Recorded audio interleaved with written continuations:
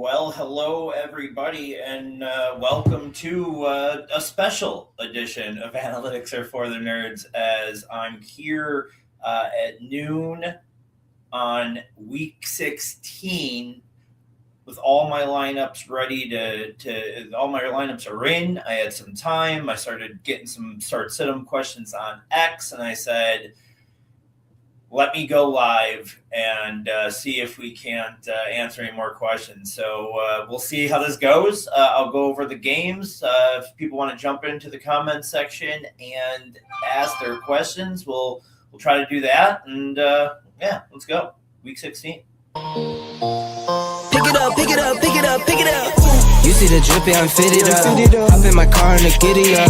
Secure the bag, yeah, I get the bag. Did you know that Al Capone is the reason we now have expiration dates on milk? Expiration dates. He did have plans to move into the dairy industry, but take over. He decided to kill people instead. Very clear 101 in this biggest foot in the mouth draft. And the 101, it's very clearly Rex Ryan, because that guy has definitely put some feet in the mouth. That's so good. 100%. Guy loves feet, his white feet, big feet, lots of feet in little the feet. mouth, I'm sure. So many feet. Long live Dolly Parton. Hold on, I gotta look up how she It's not. is. You're looking. Wait, do you not know who Dolly Parton is? No, I know who she is. I'm just trying to see what she looks like now. Is still with us? No, I want to see what she looks like now because 10 years ago I would have. Oh, I still would. 100% still would. Absolutely. How old is she? She's got to be 80, right? Are you judging me? I can't see you because I'm looking at Google. That ticker. Let me see. You're round, a late third round Josh Allen. What do you do? Look to the Rico.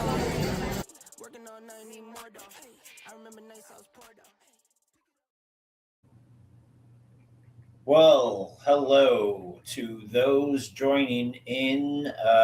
Sorry, I'm just trying to tweet out whatever it's called these days that I'm going live here. So I'm in my here in my Christmas jammies, all lineups ready to go. So here I am trying to help you guys make your last second decisions.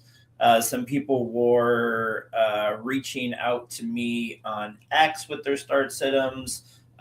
So I'm here to try to maybe do some last second stuff there, help you guys with your decisions. I'll kind of go through the games here quickly to get us out of here with my thoughts on each and every game as I kill some time in between questions. I'll start with the ones that I did get online here. There was a few. One was looking for two flex plays here and a half PPR between AD Mitchell, Butte, Trey Tucker, Josh Downs, DK, not Metcalf, DK from the Titans, Pat Bryant, Josh Palmer, Hollywood Brown, Mac Hollins, Leggett, Juwan Johnson, and Knox. So he throws his whole roster at me. I did go Mitchell and Hollywood there. And I told him that DK would be my third. DK would be, I would probably put DK in over Hollywood if I was looking for more ceiling there as an underdog or felt like I was an underdog. We got a 3-game head start here. So you should have a good feeling of how you're feeling as a favorite or underdog and can make that call. Make your close calls based off of that. I always try to be realistic of where I stand and what I need. I think there's always an obvious ceiling and floor play when you're trying to choose between two players. Most of the times you can go that. He did then mention that he had Drake May at quarterback, so Butte might have helped that ceiling. So I agreed there. So I went AD Mitchell and Butte. I'm not ecstatic about him today. As I like Ravens in that game, and I actually think the Ravens defense might show up a little bit. I think the Bills kind of showed some stuff in the second half last week of how to stop May. I wonder if the Ravens don't try to follow that game plan a little bit, and that game's a little bit more low scoring than what we expect. Another guy asked, should he start Estime over Waddle? And this is coming off of a tweet of mine that I have a hot take that Estime is going to get over 100 plus yards rushing today. I really like him to be the guy between him and Evan Hull to really, at least on the ground, have the most effect for the Saints. And I actually, against that Jets defense, expect that to be pretty big. So, but Waddle and that whole game, another thing I tweeted out this morning is I just love all the skill players from that game, from Miami and the Bengals. Like, I think Ewers is going to still be able to provide enough for, I think Achane has a monster game. Waller, the Bengals are horrible against the tight end. So I expect Waller to have a huge game. So what does that leave over for Waddle? I still think that we can see him have a great game. I'm going to go Estime there. If it was a PPR league, I might get to Waddle, but I just really, I want to play Estime in every spot. And some of the guys I'll probably go over at some point. Some of my decisions I had to make, some of the guys I started Estime over, I'd probably get mocked about. Another question was Adonai over or Estime PPR for flex. And again, I said pretty tough. I think A.D. Mitchell is another great play today because, you saw even with Brady Cook last week how much they funneled to him. I think that's going to continue. I believe that will stay the same, and I think he'll be the main target hog there. And then you get like the possibility of like with Tyrod back and healthy at least as the backup. I don't know if things go awry pretty early. Aaron Glenn's playing to like win games. This isn't a guy trying to save his job. So I wouldn't be shocked to see if Tyrod even got put in that game and then that improved Mitchell. So I like Mitchell a lot, even as much as I love Estime. I probably go AD over him for flex. So hi, Meticulous Joint. I like that name. Hope all is well there. If you have any start sit-em questions, please ask in the chat. I'll kind of go through the games here and just give my thoughts and then answer any questions that might come in when they come in. But I'm trying to keep an eye on X. If you guys feel more comfortable, just tweet them over there at me still. I'm keeping an eye on it. I'll start with the Bills, Browns. Being a Buffalo fan, I feel like that's where I should probably start, and also feel like I have like the best read on the team or on that specific team on a fantasy sense. And to be perfectly honest, that read's got me a little bit down today. This team plays down against the competition a little bit. Browns defense is really good. Over under is 41.5. Not a huge total. You can't sit Allen, but there's probably 3 to 5 guys I'd start over him this week. Cook, again, you can't. And I do think that's the main focus. They sat Keon Coleman's inactive along with Gabe Davis, so they only are playing 5 wide receivers. One of those wide receivers is Mecole Hardman. So how much, he's not going to get many snaps. By the way, maybe a little bit of a sprinkle if I was a betting man on Mecole Hardman first touchdown between him being the punt returner and somebody that they are trying to see could stretch the field a little bit. Might go early and often there to try to take a deep shot. So I like that a little bit. But I think Brandon Cooks might get a decent amount of targets today to see what they really, since he's been over, really haven't been able to see or give him a lot of targets and see what they really have in him right now at his age and where he joined. So that might be something that is worth a play, maybe in DFS or something like that. You're not starting him in most lineups. Shakir, I'd be sitting. I'd be leery of Shakir for sure. I don't just he hasn't been great. Now in this lineup where there's not a lot of wide receivers. The running game might not get going because of how good Cleveland is against it. Do they start throwing those small screens to Shakir to try to get yards that way? I can see that being his way to points, but it'd be hard to start him with any confidence. I'm not starting anybody on the Browns. The Fannon's the guy I love, but the Bills are the best team in the league against tight end when it comes to fantasy points and allowing anything from the tight end position. Honestly, you go back and look at their stats. I'm not going to pull it up right now, but it's pretty impressive looking at the guys that they've played and how they've shut them down. So even Fannon's a no. Sure, Sanders showed who he was last week. One thing with this really bad defense and, the talent-wise and injuries that they've had, they do just always scheme well and always look like a competent defense.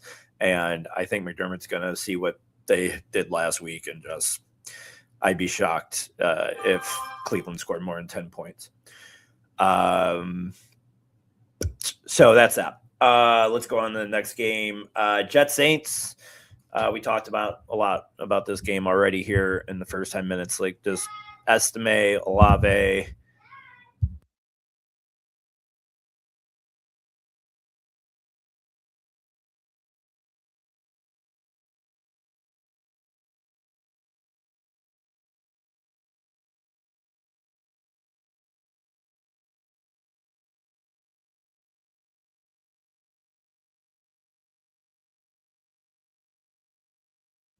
Sorry, my child had to let me know that the bad guys were coming on Home Alone that she's watching. Where was I? Okay, Estime. I just expect really big things. Olave, you can guess whoever you want for wide receiver 2 is going to be Kevin Austin, maybe Dante Pettis. I wouldn't expect much, although Vele did really good in that role. I would assume that those targets will flow over to Olave and Juwan Johnson. So they should both have really heavy target games and have monster games. Shuck looks good. I think he's fine. I'm starting him in a team that I'm in 87th place right now in the FFPC Football Guys Championship, and I'm starting him there. I like his upside today. I think it could be a monster game for the Saints all the way around. The Jets, I don't think I'm starting anything outside of AD Mitchell, and that's including Breece Hall. We're 15 weeks in the season. We kind of got to start believing what we're seeing. And I don't know if it's happening for Breece Hall this year, and that Saints defense is not bad. Vikings, Giants. Expect the Giants to win this game. I'm having trouble figuring out how and what the fantasy production looks like in this game. I'm doing my projections. I'm feeling very uncomfortable. Don't love any of the runners on either side. I've seen a lot of people I respect very high on Aaron Jones in this game. If I want to say the Giants are going to win this game, maybe that becomes true because they're playing from behind in a negative game script, and he's getting some catches.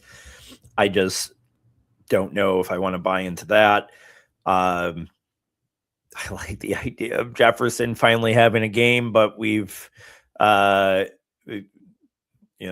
that a few times. My thing is on it and it's not even a football take. It's just a world life take. It just would be fitting for week 16. Anybody that still was hanging on to him and starting him finally got paid off for it.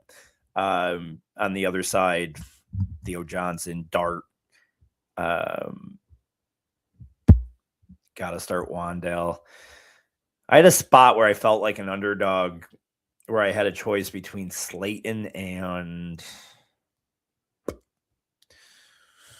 I have 7,000 leagues. Let me see if I can find it quick enough, because this one was interesting for me, because I definitely feel like an underdog. Let's see. I think I know which one it is. If it's not the first one I look for, I won't look seventh time. This is it. So it's basically Slayton for. Oh yeah, what am I thinking? Slayton or Tracy, but I got to go Tracy there. And Tracy could get a receiving touchdown from Dart too, so I don't hate that. But I don't hate Slayton, especially paired with Dart and anything that you need to come back from. I like that for sure.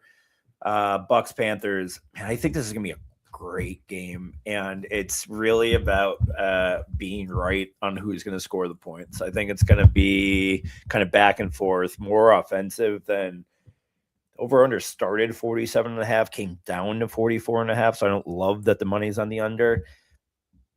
I wonder if that's one of those traps. I can easily see this being a 70-point game, and this is going against everything that I hate betting against, because the public was on the over. It came down 3 points. Like, this screams low scoring game. If you want to play, trends and against the public, I just wonder if this is one of those freak games that just kind of bucks all those type of rules. It's just trying to figure out which guys are going to be productive outside the running backs. Irving and Dowdle are must starts. I even think the quarterbacks are must starts. Bryce Young over a lot of different guys this week. I think Mayfield, a lot of people are feeling strong starting him every week, no matter what. But like, Young is like a top 12 guy for me this week. But the wide receivers on both sides become tough. Like, is Jalen Coker cutting into Ted McMillan? It seems so over the last 3 weeks. Is this the one game every 2 months that Xavier Legette goes off? And then on the Tampa Bay side, you got 1 through 4. I mean, I got so much Jalen McMillan in DFS this week because he's obviously going to be low owned and he's cheap as the number 4 guy there. But like, is he as good as the top guy there right now? And I'm not even being, I can't say facetious. I'll try. But I'm not. I mean, he might be as talented as anybody is there at this current moment. Evans at his age, Godwin off the 2 injuries. Igbuka, which Igbuka do we have? Is it the guy that we saw the first 4 weeks of the season, or the guy that we've seen 10 weeks of since? Again, we're deep into the season. We got to start believing what we're seeing. And I don't know if Ibuka is the kid that we thought he was going to be out the stretch. So, like, love McMillan in this game, especially in the DFS aspect. One of those other guys are probably going to have a huge game, maybe 2 of them. I think you have to play McMillan. I just got another one on X. PPR need 1. Igbuka, Coker, just fitting timing here. Emeka, Coker, Jalen Warren, or Estime. Let me eliminate Warren there right away. I know where I'm going to end up. It's Estime for me. It's definitely Estime for me. Hi.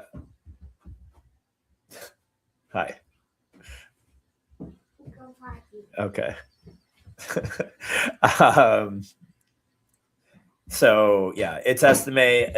Again, the uncertainty of Mecca and Coker in this game, although I think it could be a high scoring one, like I just said. I think I'm going to go Estime just because of how good I feel about him this week. All right. So let's go Chiefs Titans now. Chiefs Titans. I really like one of the hot takes I tweeted out this morning was that Kelsey has a big game. Like we are leaning toward, or we're getting towards the retirement, possibly, right? Like this is we've heard differing things, but I don't know. Just in case, I feel like it's one of those things. They're going to start getting him his flowers a little bit more. Rice is out. Backup quarterback funneling through the tight end is a common thing. That's usually a type of play I'm looking for, regardless of the names. And so I like Kelsey a lot. I think Hollywood Brown's a great floor play today. 5 for 55. Does he get in the end zone? You know. The Titans, I just can't. I can't believe Tony Pollard. Not against a defense either.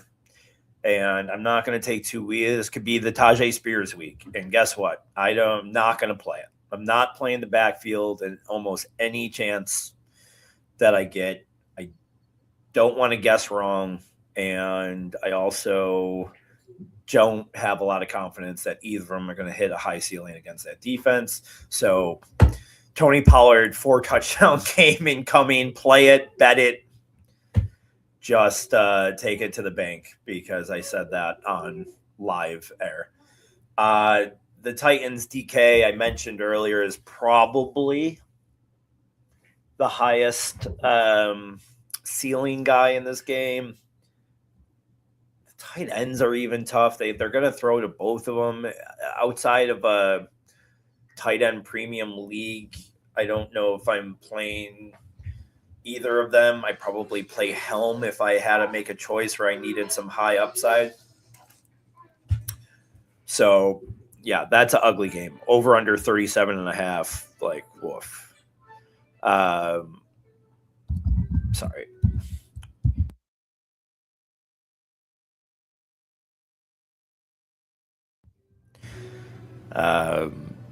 Chargers Cowboys is gonna be a fun one. Over under 50.5. I again on my hot take tweet, I said that I think the Cowboys beat the Chargers in a high scoring affair.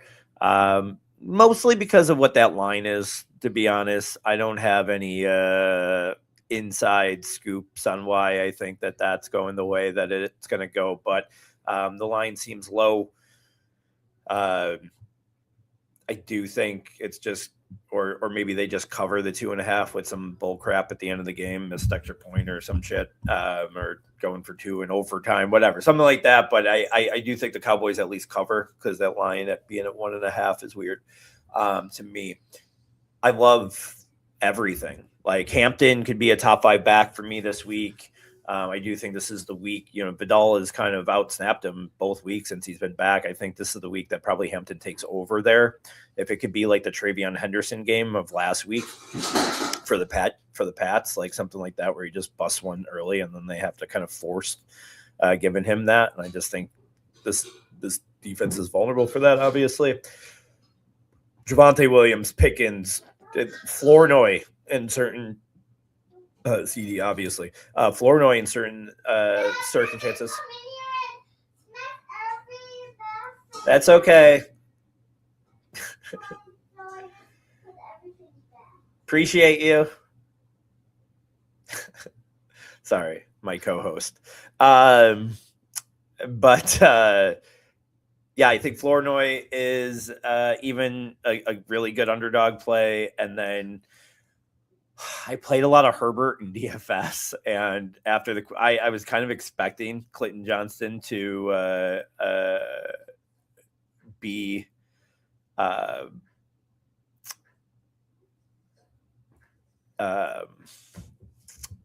inactive. Sorry, and when he got active, I went in and switched him into some of those lineups. Took Keenan Allen out a little on a couple of them. I had Trey Harris in a couple ones as like a really high upside guy. I took him out of that. I just think that ends. I know what I just said about McMillan in Tampa, but I don't love the Trey Harris thing as much anymore. I'm off of McConkey. Even as much as I've played Herbert today. It was all Allen, Gadsden, and Johnston, and I think I only put one lineup in with McConkey just so I didn't miss out on a big game. But I don't feel great about it. I really don't. So, but he's probably like the only one, and it's just of how they've used him. I don't think Lad McConkey is the player that we thought he was last year. But yeah. Bengals Dolphins, another one that I just love everybody. Like Achane, top 2 back, him and Bijan, I think, are tied for 1A, 1B this week. And then Chase Brown, another monster, top 10 guy. We talked about Waller.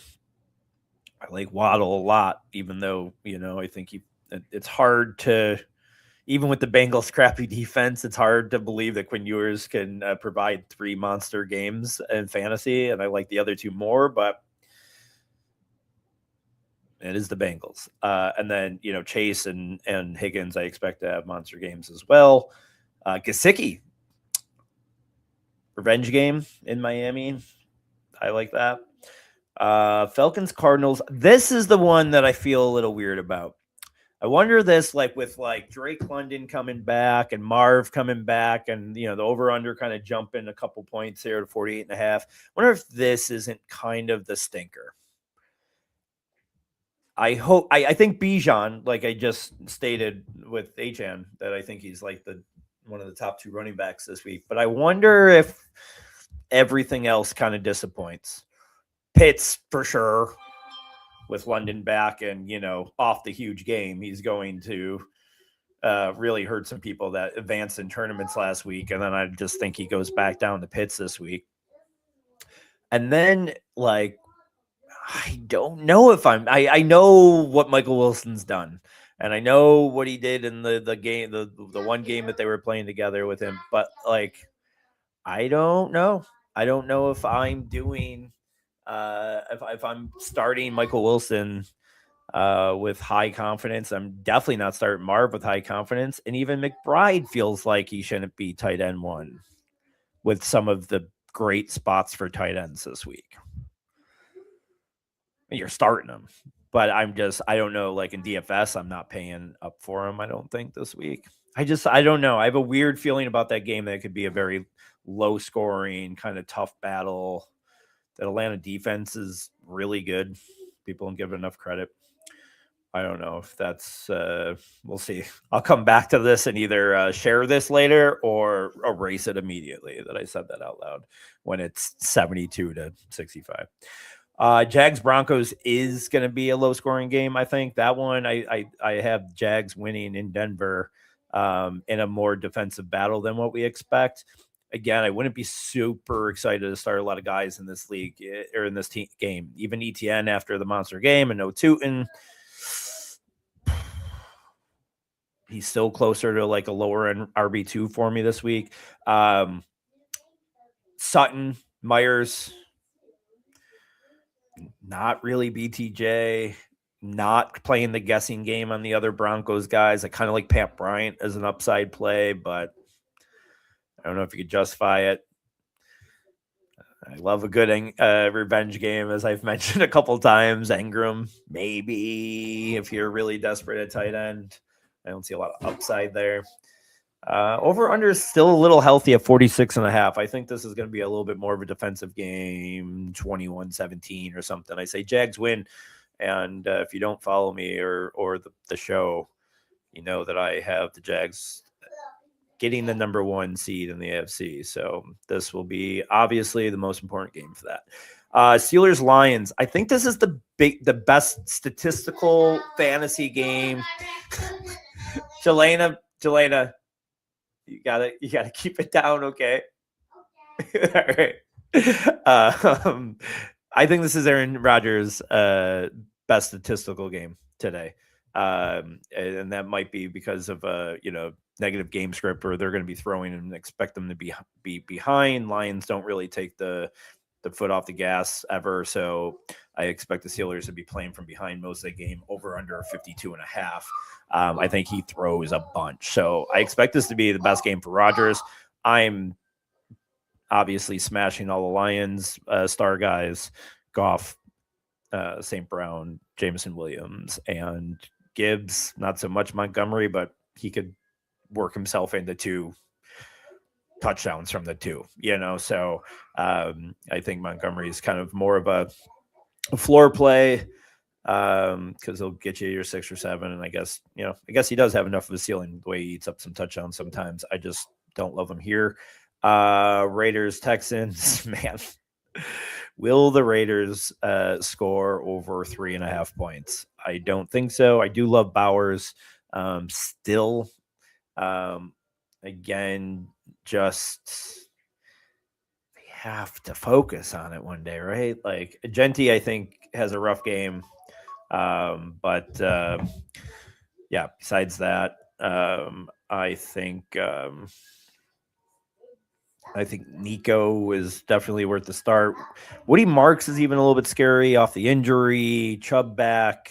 Jaron Johnson looked good. I wonder if he gets in the mix a little bit. I wouldn't be starting Woody Marks with tons of confidence. And then, that's it. Then Ravens, Patriots, real quick. All and done.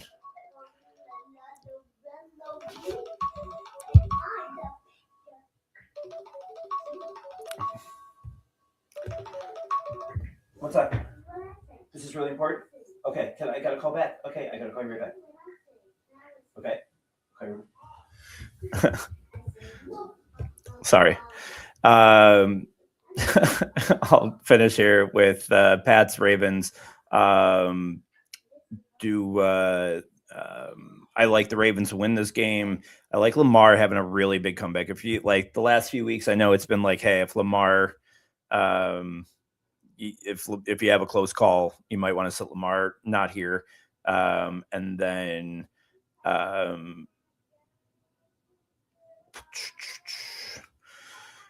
Henderson. I even like Stevenson in this game. I do think that they try to run the ball. I don't love the Pats wide receivers. And then Flowers just for PPR. Love that. And I do expect Henry to have a monster game today too. And then Niners, Colts, Juwan Jennings, Kittle.